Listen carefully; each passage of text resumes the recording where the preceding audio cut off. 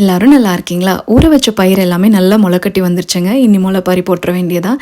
So இருக்கிற டப்பா அதெல்லாமே நல்லா வாஷ் பண்ணி வச்சுருந்தேங்க. ஸோ அதில் வந்துட்டு கொஞ்சமாக இந்த தானியத்தெல்லாம் போட்டுட்டு அதுக்கு மேலே பார்த்திங்கன்னா லைட்டாக மண்ணை போட்டால் போதுங்க. ஏன்னா ஆல்ரெடி முளைக்கட்டி வந்துருச்சு.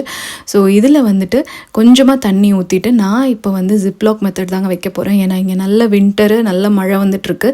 அதனால் நம்ம நார்மலாக வச்சா வரதுக்கு வாய்ப்பு இல்லைங்க. ஸோ அதனால் இந்த மெத்தட் ஃபாலோ பண்ணுறேன். ஸோ இதில் நான் வர வச்ச செடியெல்லாம் என்னென்னு பாருங்கள். ஒரே ஒரு குச்சி வச்சுதாங்க செம்பருத்தி. அதுக்கப்புறம் இந்த வெத்தலை பாருங்கள் குட்டி குட்டியாக தளைஞ்சு வந்திருக்கு. அதுக்கப்புறம் ராமபானம் வச்சேன், அது வரலைங்க. ஸோ அதுலேயும் வந்து முளைப்பாரி தான் போட போகிறேன்.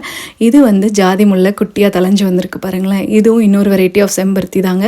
விதை வச்சு வந்தது என்னென்னு பார்த்தீங்கன்னா இது துளசிங்க. இங்கே கோவிலெல்லாம் வருங்க. ஸோ அதனால் போட்டு பார்த்தா வந்துச்சு.